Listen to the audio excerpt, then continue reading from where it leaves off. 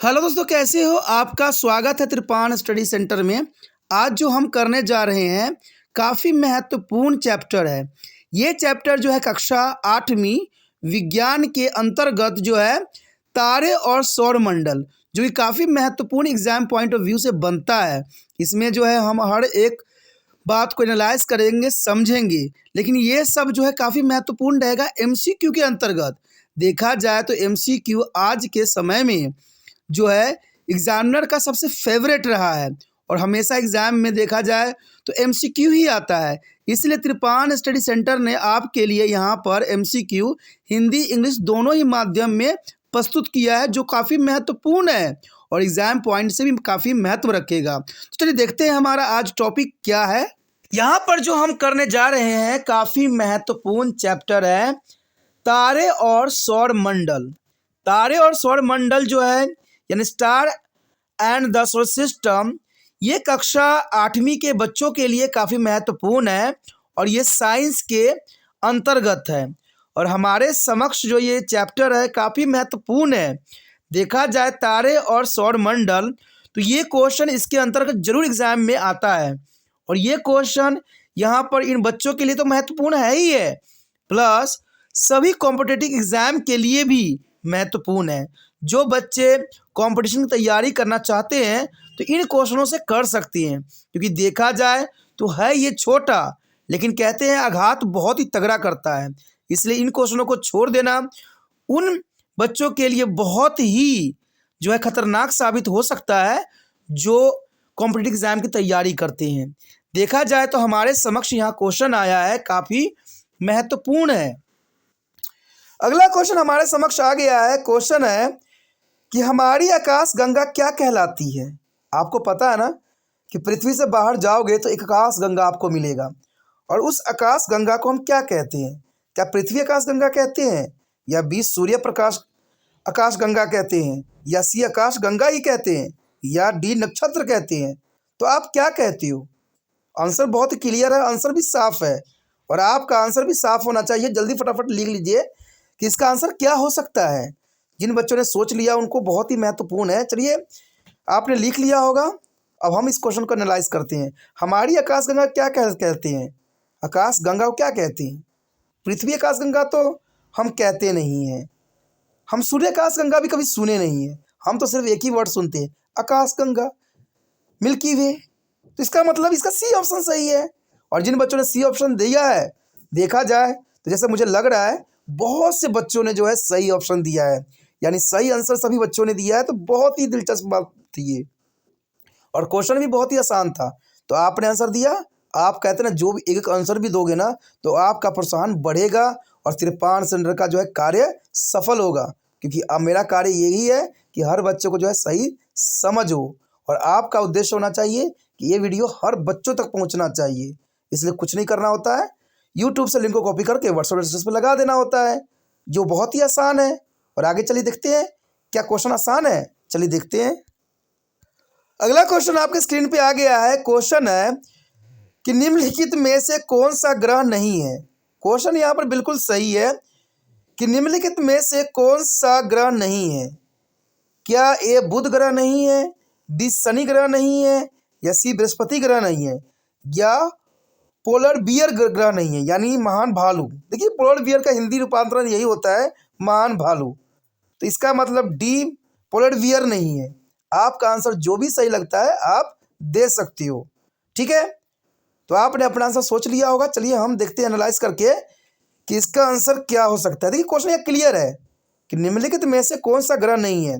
अगर हम बुध की बात करें तो बुध भी एक ग्रह है, ठीक है, बुध भी एक ग्रह है, और शनि भी एक ग्रह है, और बृहस्पति तो ग्रह है ही है। तो हमसे क्वेश्चन एग्जामिनर ने पूछ लिया है कि ग्रह नहीं है, हमसे विपरीत पूछा है। तो ए बी सी तो ग्रह है, लेकिन देखा जाए तो पोलर बियर जो है यानी महान भालू जो लिखा हुआ है डी ऑप्शन, वो यहाँ पर जो है ग्रह नहीं है। इसका मतलब आप डी ऑप्शन के साथ जा सकती हो। डी ऑप्शन आपका सही है, ठीक है। चलिए देखते हैं अगला क्वेश्चन क्या है। देखिए अगला क्वेश्चन आपके स्क्रीन पर नजर आ रहा होगा। क्वेश्चन है ओरियन एक है। ओरियन क्या है? ओरियन क्या है? एक नक्षत्र है, बी एक सितारा है, या सी एक ग्रह है, या डी उपग्रह है? आपको क्या लगता है कुरियन है क्या? आप अपना आंसर जो है फटाफट दीजिए और बताइए। आपका आंसर बहुत इंपॉर्टेंट होता है, तो आपको आंसर बहुत जल्दी देना चाहिए। ठीक है, तो आपने अपना आंसर जो है चुन लिया होगा, सोच लिया होगा, जो काफ़ी दिलचस्प है। ठीक है, चलिए देखते हैं इस क्वेश्चन का एनालाइज करके देखें कि आखिर इसका आंसर क्या हो सकता है। क्वेश्चन है, ओरियन एक है।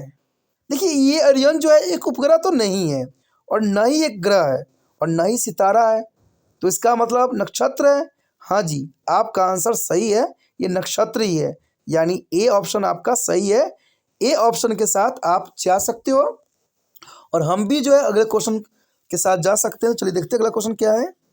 अगला क्वेश्चन हमारे समक्ष यहाँ आ गया है। क्वेश्चन है कि टूटते सितारे क्या कहलाते हैं? टूटते सितारे क्या कहलाते हैं? ए क्षुद्र ग्रह, बी आकाश गंगाएं, सी उल्का, या डी एंड्रोमेडा। देखिए, क्वेश्चन काफ़ी दिलचस्प है और आपका ऑप्शन भी बहुत काफ़ी दिलचस्प है, तो आप अपना आंसर जो है यहाँ पर चुन सकते हो और मुझे सही आंसर बता सकते हो। ठीक है, आप अपना आंसर जो है चुनिए और बताइए कि कौन सा यहाँ पर सही होगा। ठीक है, और सबसे पहले अपने नोटबुक पे नोट भी कर लीजिए कि बाद में एनालाइज करने में आसान रहेगा। तो आपने अपना क्वेश्चन चुन लिया होगा, तो क्या हो सकता है इसका ऑप्शन? सोचिए, विचार कीजिए। देखिए, टूटते तारे क्या होते हैं? देखिए, क्षुद्र ग्रह तो होता नहीं है और न ही आकाश गंगा होता है, तो इसका मतलब उल्का पिंड होते हैं। उल्का पिंड वो होते हैं जो हमारे जो है आकाश गंगाओं में, यानी हमारे सौरमंडल के आसपास तैरते रहते हैं, और वो जब वायुमंडल में प्रवेश करते हैं, जब पृथ्वी के वायुमंडल में प्रवेश करते हैं, तो इसमें आग लग जाती है, जिसके हम टूटते हुए तारे कहते हैं, और ये सब उल्का पिंड होते हैं। तो इसका मतलब सी ऑप्शन आपका सही है, उल्का पिंड, यानी सी सही है। चलिए देखते हैं आगे क्या सही है। अगला क्वेश्चन हमारे समक्ष आ गया है। क्वेश्चन है कि सूर्य से सर्वाधिक दूरी वाला ग्रह कौन सा है? देखिए, सूर्य है और सूर्य से सबसे दूर कौन सा ग्रह है? क्या ए यूरेनियस है, बी नेपच्यून है, सी शनि है, या डी बुध है? आप अपना आंसर का जो है यहाँ पर एनालाइज कर सकते हो और मुझे बता सकते हो कि कौन सा आंसर आपका यहाँ सही है। तो मुझे विश्वास है कि आपने अपना आंसर लिख लिया होगा, चुन भी लिया होगा और आगे बढ़ने के तैयार भी रहे होंगे। देखिए, हम एनालाइज करके बता सकते हैं कि आपका आंसर क्या है। अब चेक करिए कि सूर्य से सर्वाधिक दूरी वाला ग्रह कौन है? सूर्य से सबसे अधिक दूरी वाला ग्रह कौन है? देखिए, यूरेनस तो है नहीं, यूरेनस तो नहीं है, और बी नेपच्यून। जी हाँ, नेपच्यून जो है सबसे दूर ग्रह है, यानी सूर्य से सर्वाधिक दूरी पर जो है नेपच्यून है, यानी बी ऑप्शन आपका सही है। जिन बच्चों ने बी ऑप्शन लगाया था उन सब बच्चों का जो है आंसर सही है, नेपच्यून यहाँ सही है, यानी बी ऑप्शन सही है। चलिए देखते हैं अगला क्वेश्चन क्या है। अगला क्वेश्चन हमारे समक्ष आ गया है। क्वेश्चन है कि यदि मैं 13 वर्ष का हूं, अगर मैं 13 वर्ष का हूं तो मैं डैश बार सूर्य के चारों ओर चक्कर लगा चुका हूं। क्वेश्चन बहुत दिलचस्प है ना? ऐसे ही एग्जामिनर हमेशा यूपीएससी एग्जाम में भी पूछता है और कई कॉम्पिटिटिव एग्जाम में पूछता है। यदि मैं 13 वर्ष का हूं तो मैं डैश बार सूर्य के चारों ओर चक्कर लगा चुका हूं।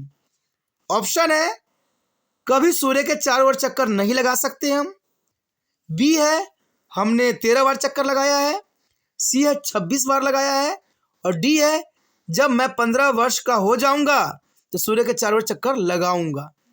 अब अपना ऑप्शन सुनिए। क्वेश्चन बहुत दिलचस्प है और मजेदार भी है, शायद ही आपने क्वेश्चन कभी सुना हो ऐसा। तो आपने अपना आंसर सोच लिया होगा, चुन लिया होगा, बहुत दिलचस्प है। ठीक है, चलिए हम देखते हैं इस पे एनालाइज करके कि इसका आंसर क्या हो सकता है। देखिए, यदि मैं 13 वर्ष का हूं तो मैं सूर्य के डैश बार चक्कर लगा चुका हूं। अगर आपने थोड़ा दिमाग लगाया होता ना तो इसका आंसर बिल्कुल क्लियर है। ये कहता है कभी सूर्य के चारों चक्कर नहीं लगा सकते हैं। भाई, ये तो बात सही है कि हम सूर्य के चक्कर लगा सकते हैं क्या, लेकिन हाँ, हम लोग सूर्य के चक्कर लगाते हैं, लेकिन कैसे? ये बहुत बड़ी बात है और बहुत समझने की बात है। भाई साहब, आपको पता होना चाहिए कि पृथ्वी जो है सूर्य के चारों ओर चक्कर लगाती है और हम कहाँ पर हैं? पृथ्वी पे है। और पृथ्वी को चक्कर लगाने में 1 साल लगती है। कितने साल लगती है? 1 साल। तो आप अगर 1 साल जीवन जीते हो तो सूर्य के 1 चक्कर लगाते हो, यानी 1 साल में 1 बार। तो अगर आप 13 वर्ष के हो तो कितने बार चक्कर लगाओगे? 13 बार। इसका मतलब ऑप्शन क्या हुआ? बी ऑप्शन सही है। अब देखा कितना महत्वपूर्ण क्वेश्चन था, बहुत ही इंटरेस्टिंग था ना।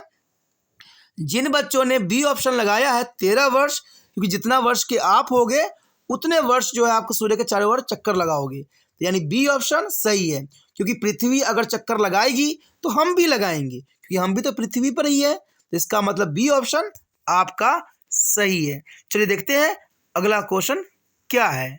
अगला क्वेश्चन हमारे समक्ष आ गया है। क्वेश्चन है कि सबसे कम सघन ग्रह कौन सा है, यानी सबसे जो है डेंस कौन सा ग्रह है?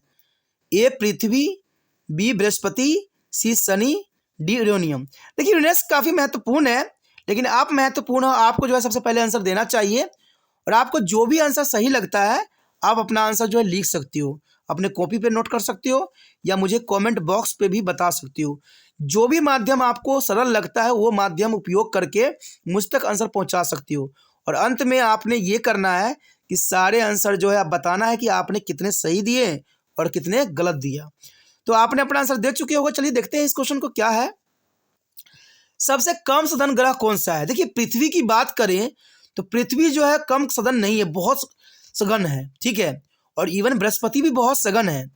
लेकिन सी देखा जाए शनि, तो ये थोड़ा सा कम सघन है। लेकिन डी देखा जाए यूरेनियस, ये भी थोड़ा कम सघन है। तो यहाँ पर द्वंद्व सी और डी में है। तो आप अपना आंसर कौन सा चुन सकती हो? तो देखा जाए तो अगर हम सही आंसर की बात करें तो इसका आंसर सी है, शनि। यानी शनि जो है सबसे कम सघन ग्रह है। तो आप सी ऑप्शन पे जा सकती हो और सी ऑप्शन को टिक लगा सकती हो। और हम भी जो है अगले क्वेश्चन की तरफ रुख कर सकते हैं। यहाँ पर हमारे समक्ष अगला क्वेश्चन और अंतिम क्वेश्चन भी है, कह सकते हैं बहुत महत्वपूर्ण है। क्वेश्चन है कि मंगल ग्रह का निरीक्षण करना कठिन है। देखिए मंगल ग्रह का निरीक्षण करना यानी परीक्षण करना कठिन है, क्योंकि ए इस ब्रह्मांड का सबसे छोटा ग्रह है, बी यह सबसे हमारे ग्रह से बहुत दूर है, या सी सूर्य की चमक से छिपा हुआ है, डी उपयोग से कोई नहीं है। क्वेश्चन तो बहुत दिलचस्प है और आपका आंसर भी दिलचस्प होना चाहिए। तो फटाफट अपना आंसर दीजिए, कौन सा इसका आंसर सही होगा? सोचिए, विचार कीजिए और अपना जो है आंसर कमेंट कीजिए, ठीक है। तो आपने अपना आंसर सोच लिया होगा, काफ़ी महत्वपूर्ण है। देखा जाए तो क्वेश्चन पे हम एनालाइज करें तो मंगल ग्रह का निरीक्षण करना कठिन क्यों है? मंगल ग्रह पर तो आपको पता ही होगा कि सारे दुनिया ने अपनी पटाखा जो है फहरा लिया है। लेकिन मंगल ग्रह जो है काफ़ी महत्वपूर्ण है। लेकिन यहाँ पर सबसे महत्वपूर्ण बात है कि आखिर हम निरीक्षण करना हमारे लिए कठिन क्यों होता है। आपने सुना ही होगा कि मंगल ग्रह पर तो सारे देशों ने जो है अपनी जो है परचम लहरा लिया है, सभी ने वहाँ की ज़मीन भी बेचना शुरू कर दिया है। लेकिन देखा जाए तो मंगल ग्रह का निरीक्षण करना कठिन है। कारण क्या है कि यह इस ब्रह्मांड का सबसे छोटा ग्रह है। देखिए सबसे छोटा ग्रह की बात तो नहीं है, ये सबसे छोटा ग्रह नहीं है, यानी ये ऑप्शन गलत है। यह हमारे ग्रह से बहुत दूर है, हमारे ग्रह से दूर भी नहीं है। अगर दूर होता तो शायद मंगल पर पहुंचना सभी साइंटिस्टों के लिए जो है टेढ़ी खीर बन जाती, ठीक है। इसलिए बी ऑप्शन भी यहाँ पर सही नहीं है। सी है, यह सूर्य की चमक से छिपा हुआ है। हाँ ये बात सही है, क्योंकि मंगल ग्रह पर जो है बहुत काफ़ी तेज रोशनी जो है सूर्य की आती है और सूर्य की चमक के कारण जो है ये ग्रह छुपा हुआ नजर आता है। इसलिए जो है हमें निरीक्षण करना बहुत कठिन साबित होता है। तो यहाँ पर जिन बच्चों ने सी ऑप्शन चुना है उनका आंसर सही है। अगर आपने जितने भी आंसर अब तक दे चुके हो वो सारे आंसर जो है मुझे कमेंट बॉक्स पर जरूर लिखना है। और साथ में इस वीडियो को जितना हो सके शेयर करना है, क्योंकि शेयर ही दूसरे बच्चों का केयर है। जो बच्चे तिरपान स्टडी सेंटर के साथ जुड़े हुए हैं उनका एक ही उद्देश्य है कि दूसरे बच्चों को भी मदद करना है। अगर आप दूसरे बच्चों को मदद कीजिएगा तो आपके लिए तिरपान स्टडी सेंटर भी बहुत मददगार साबित होगा। और आपके लिए जो है SST हो, इंग्लिश हो, साइंस हो, मैथ हो, जिसका भी होगा सबका वीडियो के साथ साथ क्वेश्चन आंसर भी लाएगा। और आप इस सब बातों का एनालाइज जो है प्लेलिस्ट में जाके कर सकती हो। इसे सोचिए नहीं, शेयर कीजिए। और शेयर करने के लिए कुछ नहीं करना है, यूट्यूब से लिंक को कॉपी करना है और अपने व्हाट्सएप एड्रेस पर लगा देना है। व्हाट्सएप स्टेटस पे लगाने से ये होगा कि जो बच्चे आपके ग्रुप में होंगे, जो बच्चे का मोबाइल में आपका नंबर सेव होगा, वो सब जो है स्टेटस जरूर देखेंगे और जिनको ये क्वेश्चन अच्छा लगेगा वो क्वेश्चन जरूर देखेंगे। तो ये आपके लिए महत्वपूर्ण बात है। पहली बार मेरे चैनल पे आए हो, पहली बार वीडियो देख रहे हो, समझ में आ रहा है, अच्छा लग रहा है और चाहते हो कि और भी वीडियो आपको इसी प्रकार प्राप्त होता रहे, तो जर्नल सी बात है दोस्तों, चैनल को सब्सक्राइब कीजिए। सब्सक्राइब कीजिएगा तभी जो है अगले वीडियो का नोटिफिकेशन मिलेगा। और अगला वीडियो किसका होगा और कितना महत्वपूर्ण होगा शायद आपको ना पता हो, तो इसलिए चैनल को सब्सक्राइब करके अपने मोबाइल में सेव कीजिए।